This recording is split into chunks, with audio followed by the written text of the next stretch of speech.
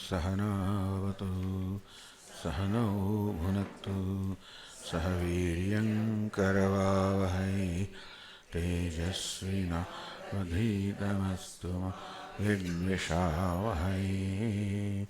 ॐ शान्ति शान्ति शान्तिः।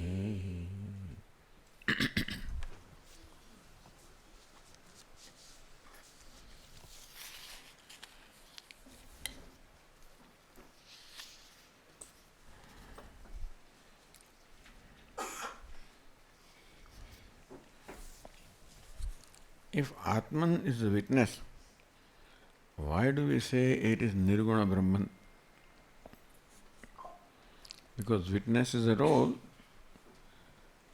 Nirgunam Brahman means Brahman that is free from all gunas, all qualities, all roles, all attributes. Whereas you are saying Atman is witness, then witnessing is one of his functions.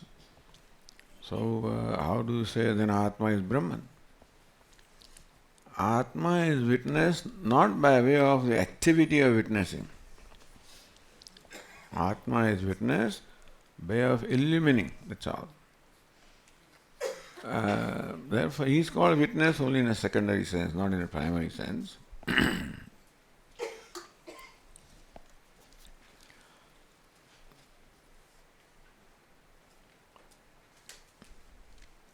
And so,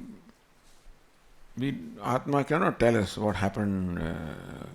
It's not witness of that nature.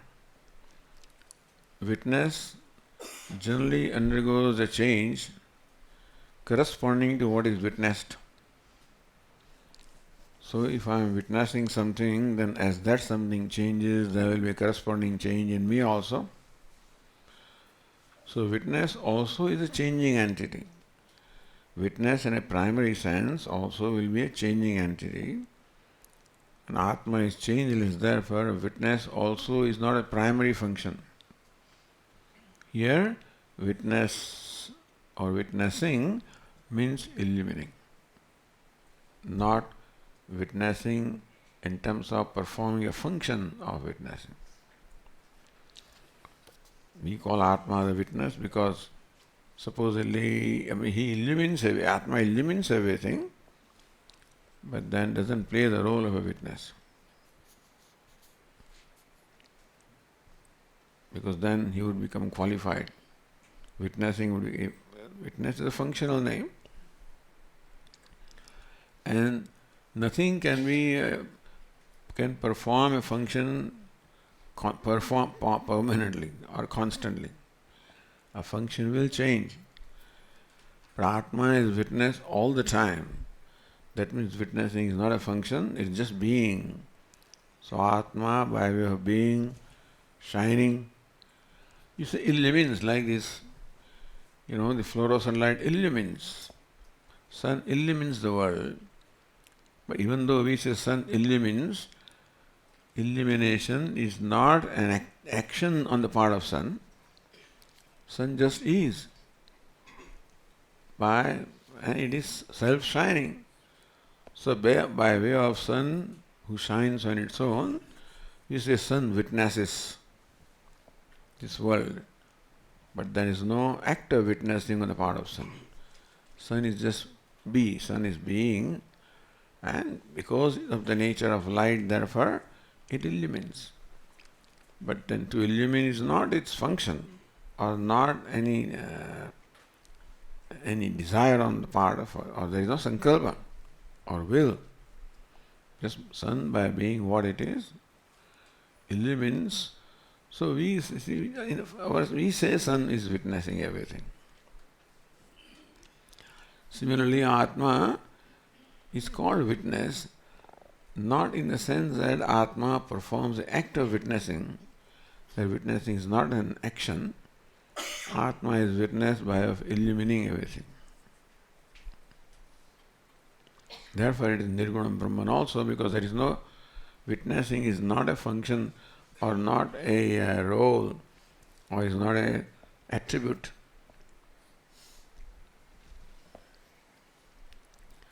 So also can be called creator, sustainer, dissolver. Because we see creation taking place all the time. We see destruction taking place all the time.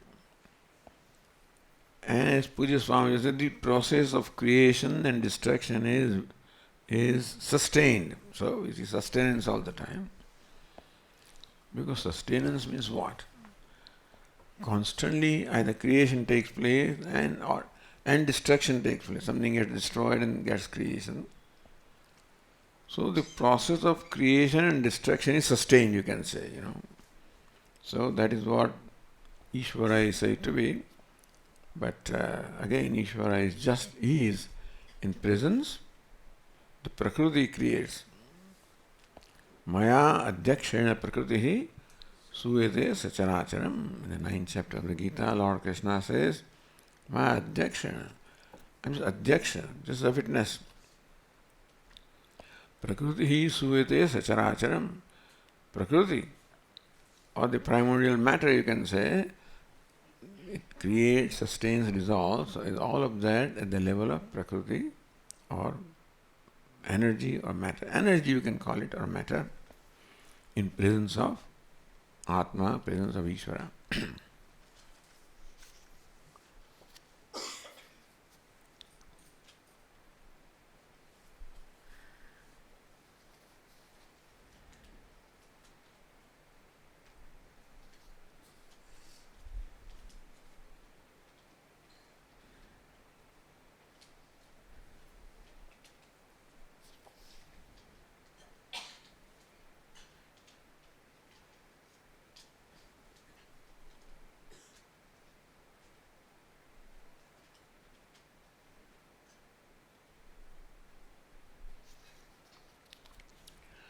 Please explain what you mean with the sleeper is experiencing the waking state.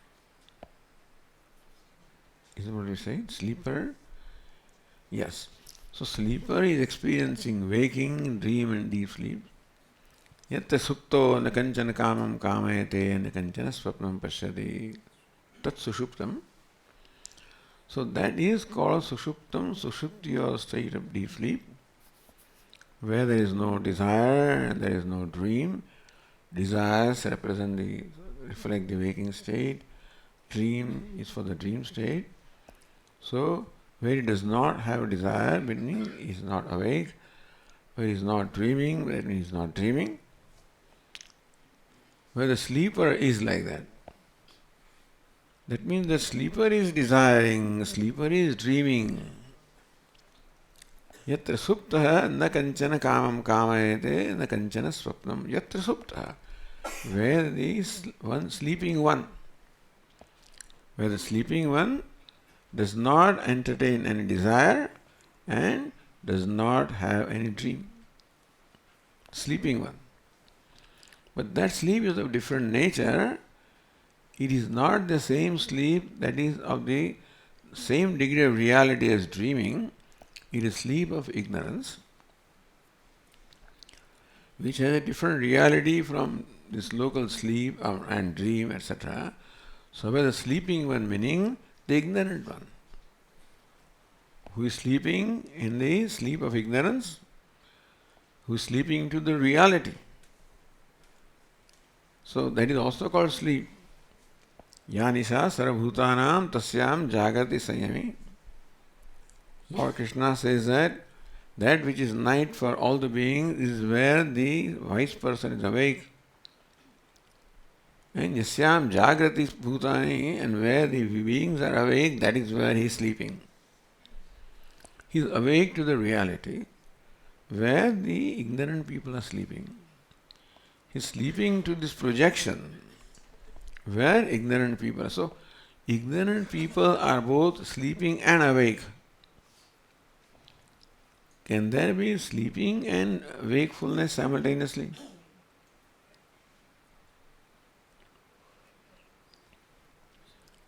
Yeah, where the sleeper does not see dreams, where the sleeper does not have desire, you mean sleeper can desire? If that sleeper means the sleep of ignorance, then you can say the one who is sleeping in ignorance desires, sees dreams. So that is what is meant. The sleeper is experiencing the waking state, means we are all experiencing waking state. We are all sleeping.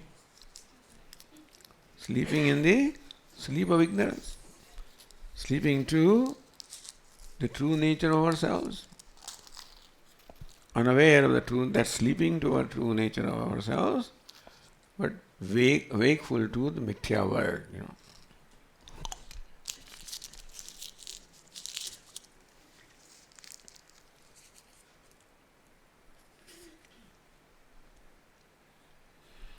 We are used to thinking that the waker goes to sleep, as in the example of the falcon going to sleep.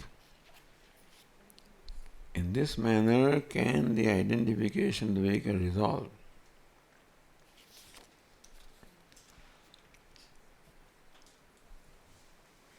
We are accustomed to thinking that the waker goes to sleep. But that waker is waker all right, but is also sleeper. He is sleeping inasmuch as he is ignorant. He is awake to the projected world. Just as when we are sleeping and awake, sleeping to the outside world and awake to our own dream world. So person sees a dream, therefore is awake to that dream world, but sleeping to the outside of Vyavaharik world. Two degrees of reality. Is sleeping in the Vyavaharik reality and dreaming in the Pratibhasik reality. So also the sleeper, one who is sleeping in a sleep of ignorance, is awake to the Vyavaharik reality, etc. So they are sleeping and being awake are not in the same level, same degree of reality. Sleeping to the truth of ourselves and awake to the world which is a projection. Is it more confusing or has it made things any clearer?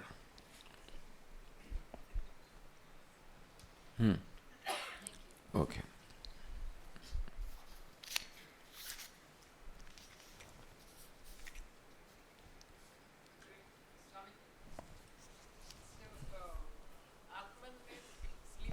One minute, will you please speak in the microphone?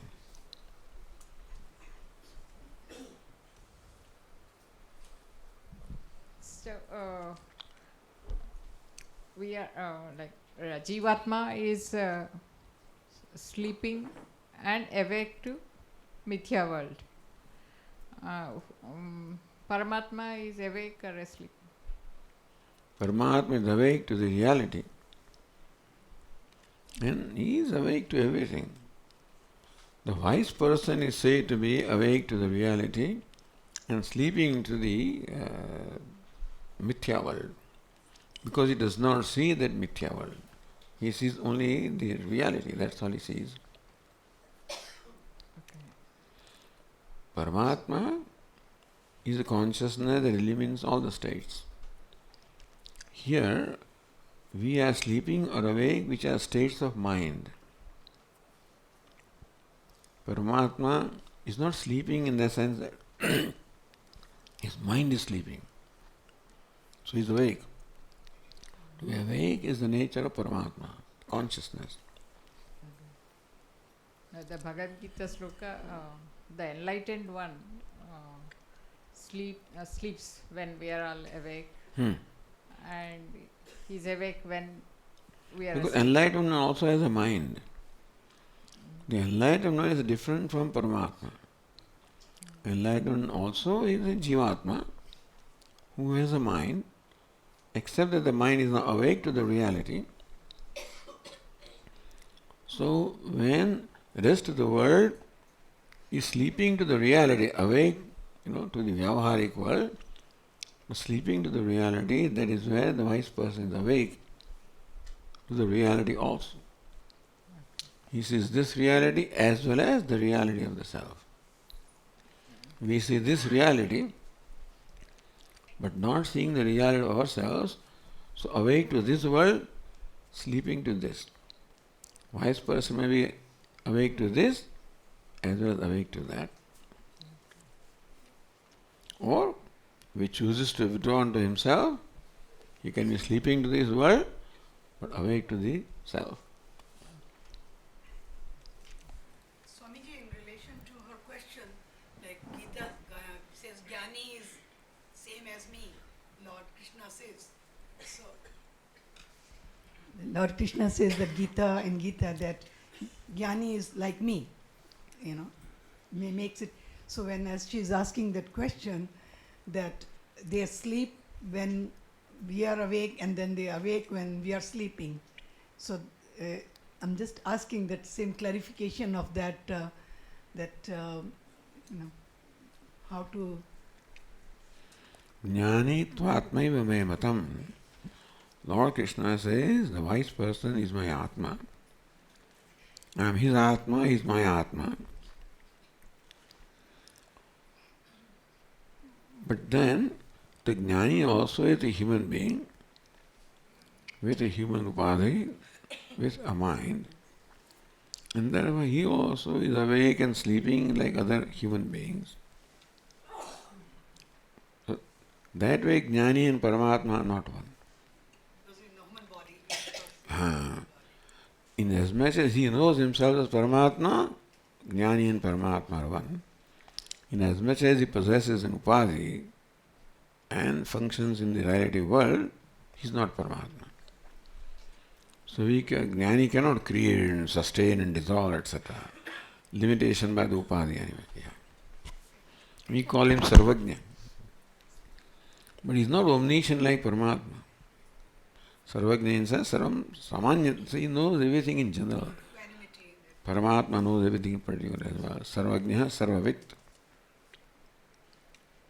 So the difference is in upadhi. In terms of the reality, Jnani is the same as Paramatma. In terms of upadhi, he is limitation of upadhi. So he is not Paramatma at the level of upadhi because he is limited by body and mind. So he can't create, sustain, dissolve, etc. You follow?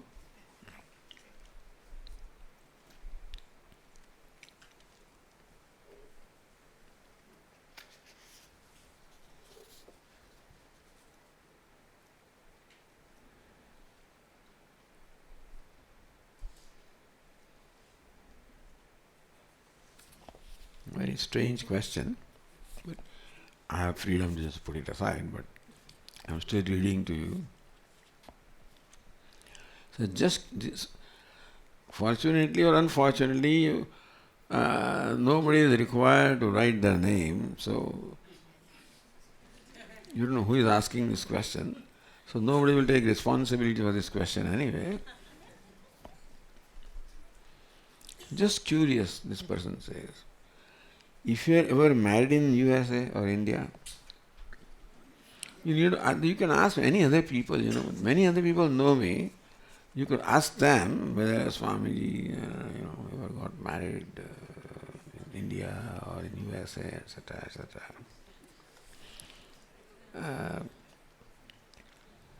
I do not know. It's very strange for someone to ask a question like that to a Swami. But anyway, no, I wasn't. Neither in India nor in USA. Because you are married in India and you are declaring that you are not married when you come to India. When you are married in India and in US you declare that you are not married. That's all different thing. But that's not the case. Do you take it to be your prarabdha? So what is the sannyasa is my prarabdha or what is, just curious. So that I was married is the prarabdha, I am not married is prarabdha, what is the prarabdha? I guess so. It can be called prarabdha. That I am what I am due to my prarabdha and everyone is what they are because of their prarabdha. Does it feel like a waking dream or deep sleep? Do I feel like I'm awake in a dream or I'm in deep sleep? No, I'm as you are. At the level of mind there is no difference between you and me. Therefore I am awake to the same world that you are awake. When I go to sleep, I sleep to the same world. So no, there are no such differences. Difference is that you know something, and as a process, all of you know basically. Nobody is ignorant. Our Swamiji says, I am telling you are Brahman, so you know that you are Brahman. Then what's the difference between a person who heard first time that I am Brahman and Swamiji? So he gave the example of Polaroid camera. Everybody knows Polaroid camera. You know what is Polaroid camera? Because no more there, it's not being used now, but maybe 50 years ago there was a Polaroid camera. You take the picture, pull out the frame, wait for 2 minutes, and in the process the picture becomes clear.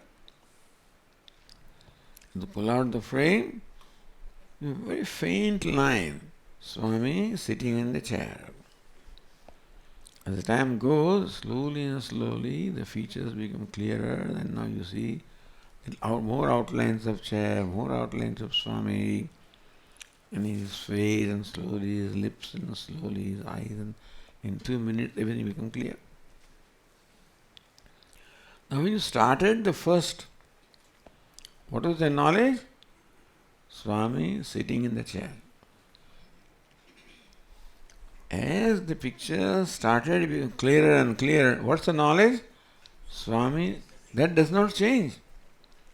Swami sitting in the chair does not change, except that Swami becomes clearer and clearer and clearer. So on the first day I am telling you are Brahman, so you know you are Brahman. And then in course of years, weeks, months, days, weeks, months, years, what it means that I am Brahman becomes clearer and clearer and clearer and clearer. So this is more a matter of clarity than not knowing. You know, you are Brahman, so you know. Yeah, but Swami is still there. So keep working on that. So, in fact, Vedanta only dwells upon this one statement, I am Brahman. Vedanta starts with this teaching, you are Brahman. What do you mean, Swami, I am Brahman? Okay. So let us discuss. So we explore in what way you are Brahman. In what way your present notion, let us say, or present conclusion that you are a limited being, in what way that is not right? Because how did you arrive at the conclusion that you are a limited being? Did you see a limited self? I am a limited self. Did you see a limited self? How do you say you are limited? Have you seen yourself being limited? How do you say you are limited?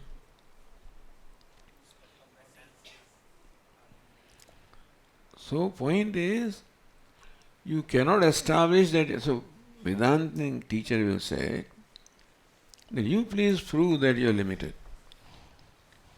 Yes, I know I am limited. How? My body is limited. Your body is limited. My sense organs are limited. Prana is limited. Mind is limited. Intellect is limited. How do you say you are limited? We start with the conclusion, I am limited. Is it not so? Now the teacher says, you are Brahman. So how can I be Brahman when I know that I am limited? How do you know you are limited? Please tell me how you say that you are not Brahman.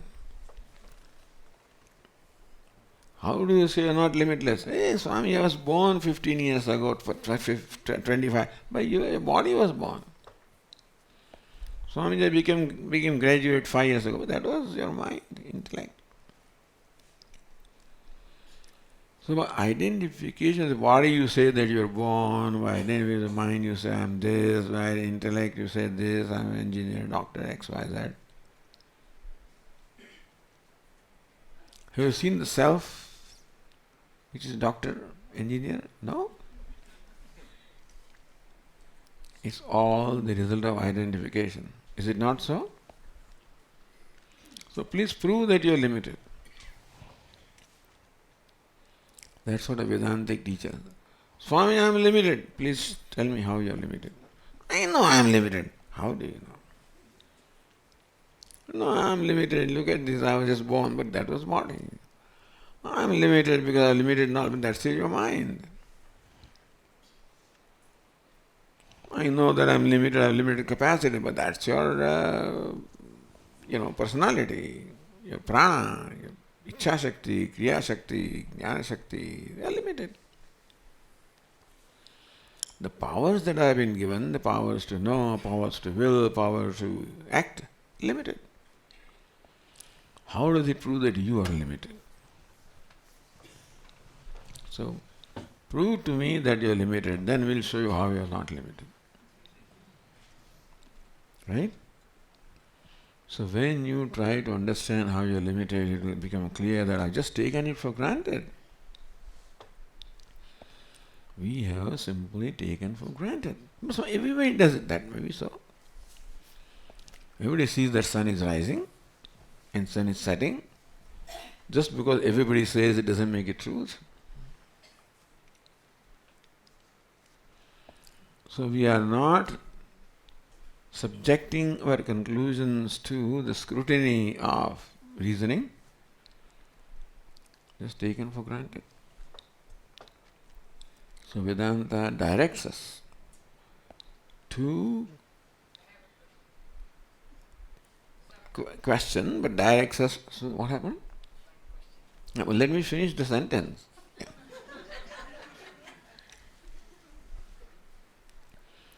Vedanta directs us to examine our conclusions. We have concluded as to who I am and everything we have concluded. On what basis? I know, Swamiji, I am limited. How do you know? I feel limited. My knowledge is limited, my power is limited. That's all right. Your knowledge is limited, your power is limited, this is limited. Who says you are limited? So this is simply taken for granted. And Vedanta invites us or directs us to examine those conclusions. So my question is, what is unlimited? Just speak in the microphone. So if power to do everything, power is limited, everything is limited, what is unlimited? The one who says I am limited is unlimited. You are unlimited. So ultimately it is the power, right? Who is power? You are a power? This is another fashion, God is a power. Who says that? God is power?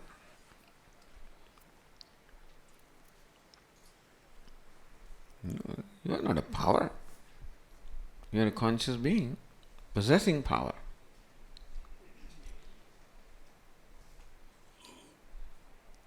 Is it not so? What I am saying is that we have taken for granted all of these things. We live our life based on all these conclusions without ever analyzing the basis of the conclusion. That's why everybody does it. So that's why we also do that. That's what Vedanta helps us to do.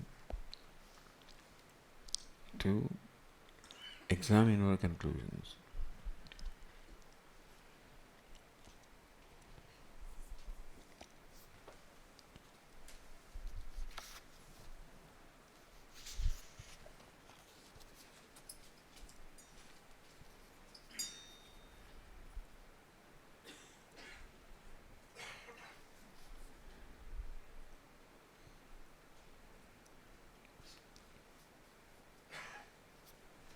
If in the dream state, Chetana, that is conscious, doesn't have identification with the physical body,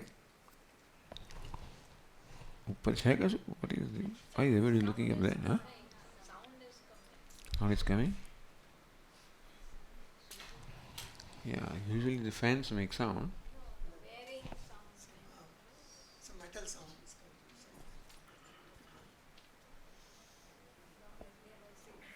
There are so many sounds that maybe I cannot make out one more sound.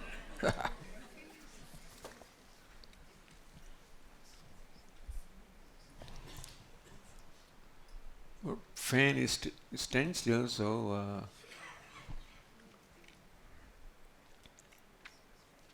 let me read this question again. If in the dream state Chetana doesn't have identification with the physical body and organs stop functioning, then how do we understand sleepwalking? In that state, hands, legs and also speech are still functioning.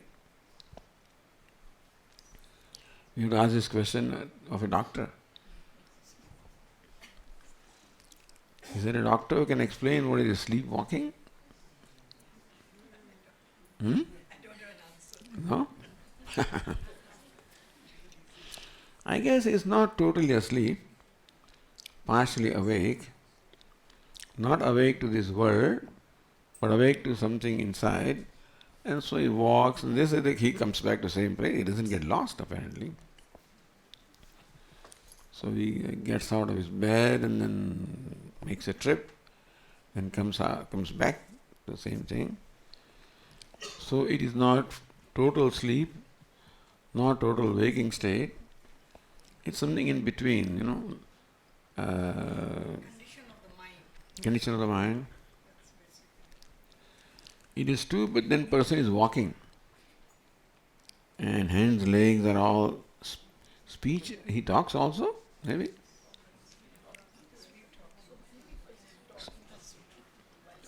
People talk in their sleep also, but without walking, they talk even while they are lying down,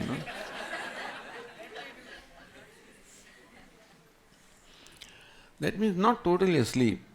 Some function is going on and something is going on in the mind and that expresses as a speech or expresses walking, etc., I believe, But I don't care, basically. What does it matter? We are interested in, Atma, and Atma is not walking, not talking, not sleeping, is unconnected to everything else. So all these details, it would be nice academic to know, but I think I can do without that. Maybe Swami, you're avoiding the answer because you don't know. Maybe you can say that.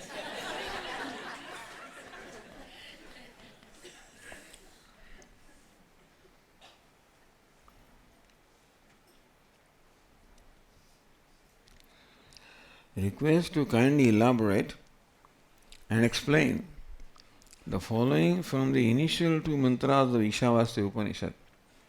Tena tyaktena punjitaha kurvannevehe karvani. Hasn't Swamiji yet discussed these mantras? In detail, I'm sure. Then why are you asking me to explain? If I say something else, then you will compare, And then Swami said this and you are saying this and Swami, So I should not take that risk really of trying to explain what is already explained, where I may differ in some way, and then you say, but Swamiji said this, and then so a series of questions may come out again.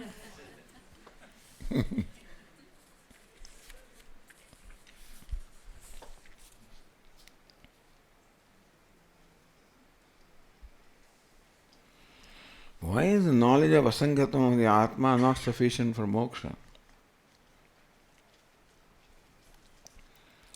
See, King Janaka also wanted to solve other problems about the karma and the karma phala, and so yes, this much I understand, but still I do not know why is there fear in life and why is there this.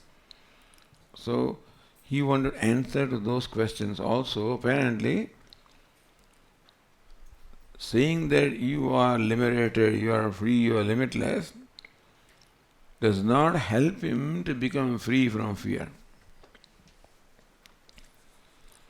Otherwise, no question should remain when you are told that you are limitless, you are whole, complete. But still he says, then why do I have fear? That means that he doesn't know what limitless is. And therefore, King Janaka continues to entertain the understandings, whatever understanding he got. But, oh Yajnavalkyaji, you have not explained why there is fear, because in dream there is fear. Why is it so? You perform an action and this thing happens. So these are the questions, meaning that he did not connect. The fact that you are liberated is not connected to these other experiences in life, meaning that you are liberated is not understood. If you understood I am liberated, that means I am asanga, unconnected. Then it's clear that fear belongs to mind, even if it is there. Fear belongs to mind. How do you know there is fear? Swami, I am aware of fear. That means that you are a witness of fear. Somebody says, Swamiji, I am restless. Comes Puja Swami says, I am restless. So Swamiji in his own style he says, no, you are silence. Swamiji, I am restless. You are silence. I am restless. So more Swamiji would say, more restless that fellow would get. I am restless, Swamiji. You are all silence. Swamiji, if you say that one more time, there will be not one but two restless people. Then Swami says, okay, now. How do you say you are restless? I know I am restless. How do you know you are restless? My mind is restless. Okay. Your mind is restless. How do you say you are restless? So all these conclusions are there, fear, etc. King Janaka will realize that it is because of identifying with something that there is fear. When there is a duality, when you are different and I am different, then there is, Dvitiyadvai bhayam bhavati, then there is a possibility of fear. But this teaching of moksha is not connected in every way. It's understood in some context. For example, I had a milkman who used to deliver milk every morning. He had this, what do you call them, the multiplication tables. So 9 times, what is it? 1 is 1, 9 and 18 and 27, etc. So I think the milk was 9 liters, 9 rupees a liter. And at the end of the month, he was, settling the account. So he delivered milk for 24 days. I'm just making it simple. I said 27 days, and that would be a little difficult,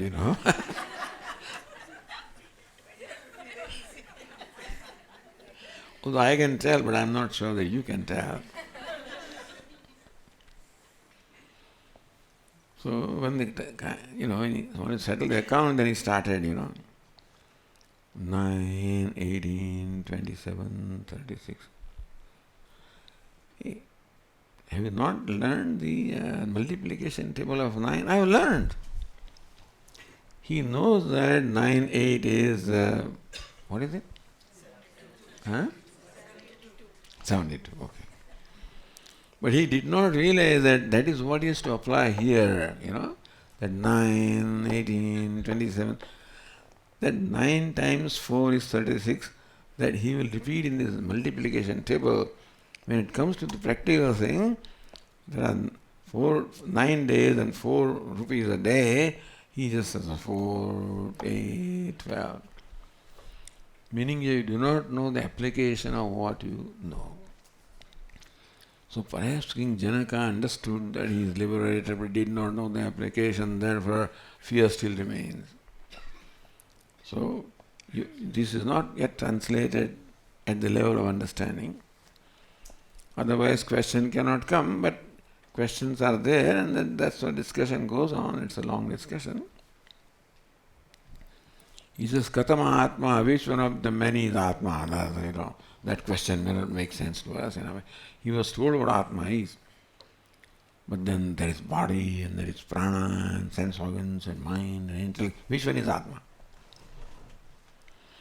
Either he was innocent and did not connect the teaching, or he wanted a discussion and clarification for us, for the world, so that we become more and more clear. Whatever. Sometimes questions may or may not make sense to us. Questions may be there. I should not say all this because King Janaka asked the question, Katama Atma, which one of them is Atma? Is body, prana, sense organs, mind, intellect, which one is Atma? Which one is Atma?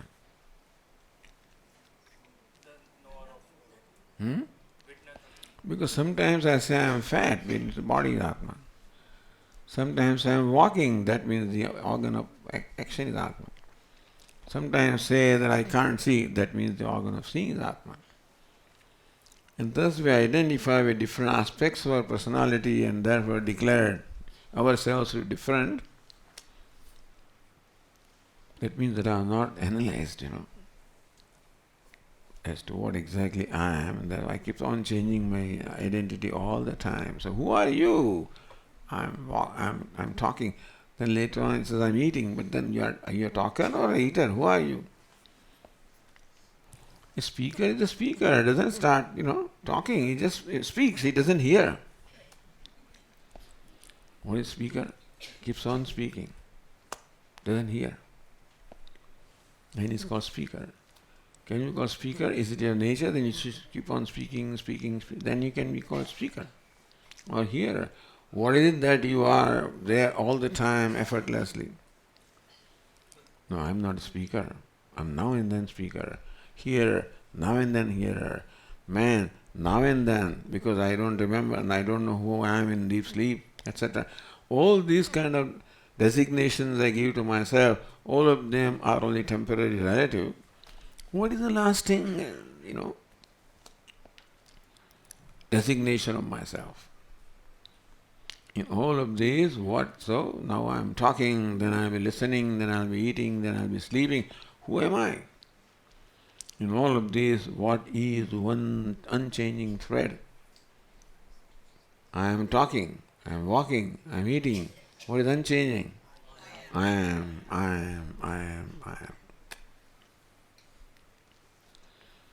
If that is not connected by me, then I'll ask a strange question, So, why is the knowledge of asangatvam or atma not sufficient for moksha? If you connect with everything, it is sufficient for moksha. Asangatvam includes everything. One thing includes everything. When you pull one leg of a cot, then all the other three are also pulled. So also, Nitya, Shuddha, Buddha, Mukta, each one of them includes everything else. It is that we have to see the different phases of that or different aspects of that. But since we use the word Nitya in a certain way, therefore we also need Mukta and Buddha. Each one means everything. But since we use the word Nitya, Shuddha, Buddha, Mukta in our language for a particular application, then all these things have to be said. One, if you say Nitya is enough. It also means Nitya Shuddha, also it means. Because Nitya cannot be Shuddha and Buddha, etc. So one word will include everything, but that will require a lot of thinking, so they tell us so many words.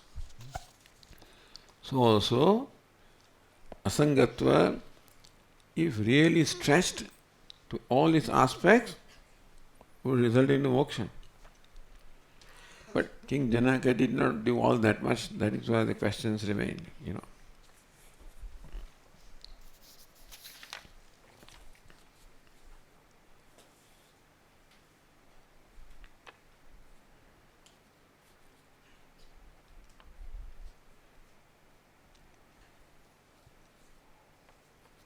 This is same question as we already discussed. Could you please explain a little more about a sleeping person experiencing waking state? Sleeping in sleep of ignorance and waking with reference to this relative world. I think this question is answered. If not, then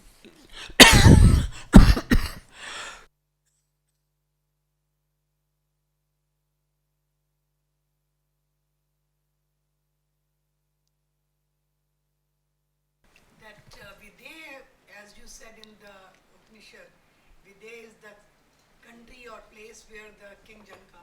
But he's also called Videhi because he is beyond, he's already like a Jivan Mukta, Videhi. So it's because of his state where he is the king of. Videha can have to, we already said that in the class. Videha can be because he lived in the country of Videha. Videha because he was free from identification with Deha. Vigatam. Vigataha Deha Yasmat. Saha Videha. One from whom the idea of the individual body is gone away is called Videha. Both ways.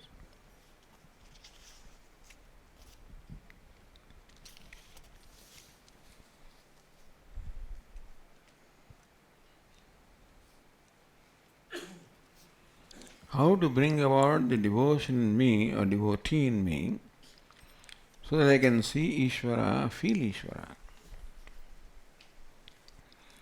First of all, you decide that this is what you want. I want to see Ishvara, I want to feel Ishvara. My Swami says, I want moksha as well as helicopter. Meaning that I want many things. Devotion also I want this, and so forth. You decide that this is what you want. I want devotion. I want to be devotee. I do not want anything else. So from my mind, your mind, remove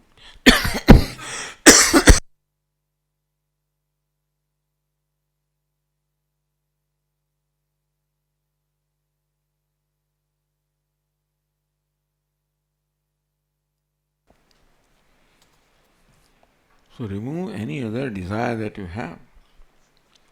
I don't want to be wealthy. I don't want to be this. So give up all the other ideas of desiring anything else. Let all your desire resolve into one desire.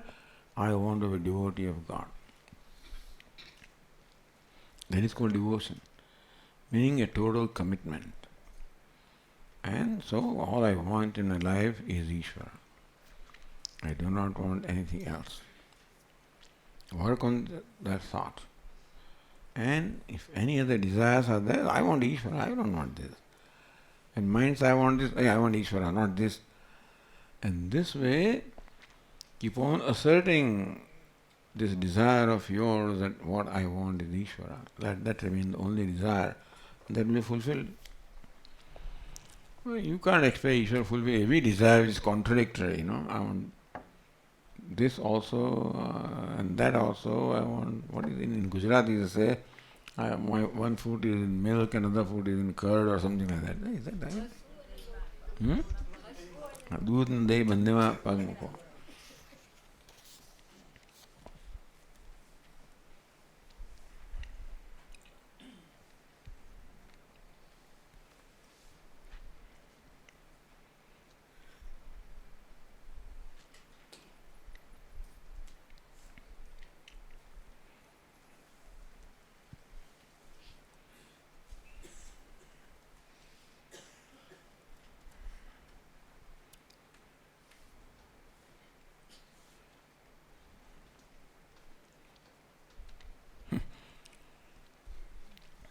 Now see the question. Our scriptures teach that everything in the universe is to be felt in an innermost being as asti, bhati, priyam. So every atom to be felt as pure love, divine, clean, pure. Despite of it, why did Hindu society consider a group of people as untouchable? What's the connection between these two? You consider yourself at the level at which you live, this is what your conclusions are going to be. Theoretically, you are asti bhadi priyam. If you really were there, the question of untouchability doesn't come at all. We talk asti bhadi priyam, and we behave as though we are simple mortal beings, Meaning that this philosophy you are teaching has not been internalized at all, has not been connected to life. Principles are very high, but difficult to live, and therefore our life does not reflect our principles. That may be everywhere, but particularly when you talk of this untouchable, there are all different issues are there, Don't connect with asti bhadi priyam. Please look into the literature and how untouchability came, etc. It's a long history, and nothing to do with asti bhadi priyam. When you understand that, the question of touchability also doesn't come.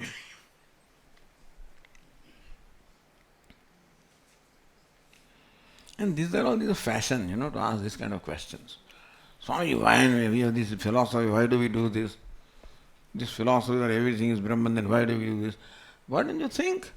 Why do you ask a question like that? Because this is all fashionable way. No, we are thinking, why do you have a caste? Why do you have this? Why do you have that? Meaning your principles don't connect your living. But see, the way we live is meant to help us ultimately recognize our principle.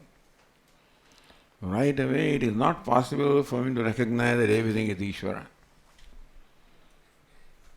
Therefore, I first relate myself to the best way I can. So that's why a certain system is given to us, and we can slowly rise in our understanding, awareness, maturity, to ultimately reach a point. We start from where we are, ultimately reach to a point where we want to be. But why are we not there right now? We are not there. And so we have to live a certain way of life, values, attitudes, and slowly to grow in our maturity, to recognize the truth.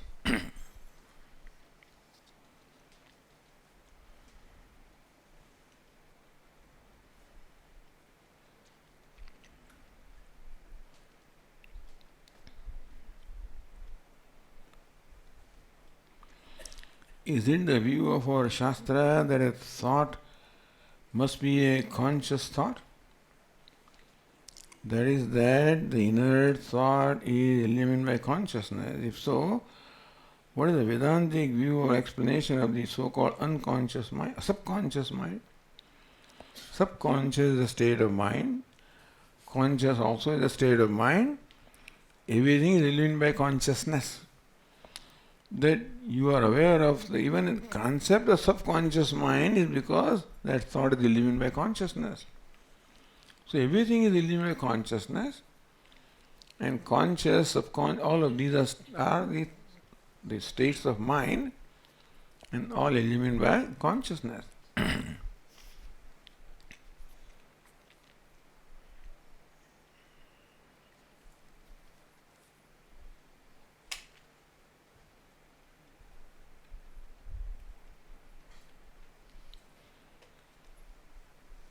Everything is Brahman implies that Maya is Brahman.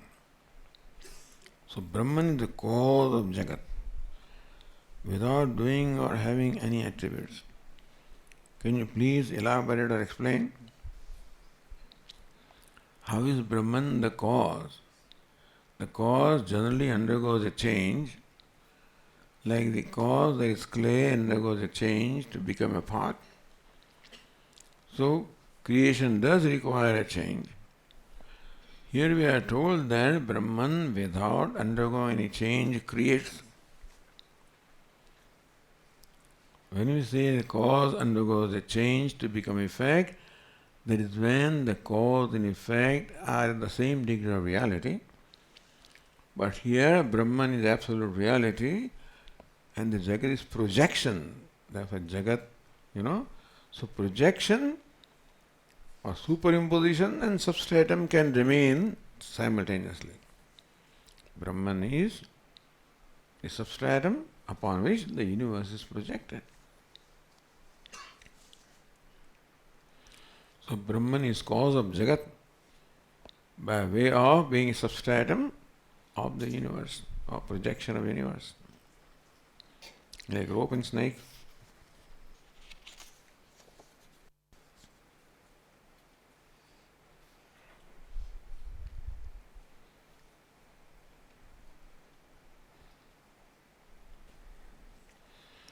Is there any way to explain that there is only one awareness other than referring to Shastra? In direct experience, there appears to be different awareness of senses, awareness of thoughts, awareness of interception, etc., etc.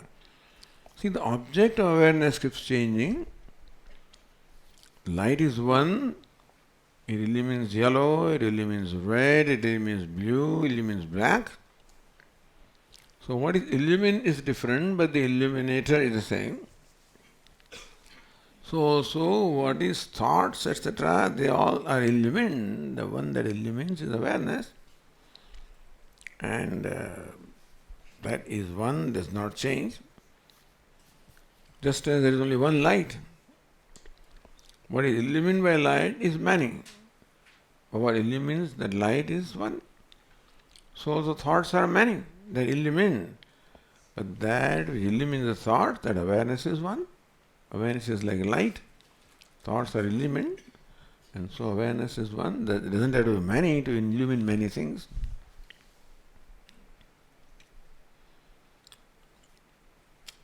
Okay. Om Purnamada Purnamidam Purnat Purnamudachyate Purnasya Purnamada Purnameva Vasishyate Om Shanti Shanti Shanti Hari Om Shri Gurubhyo Namaha Hari Om.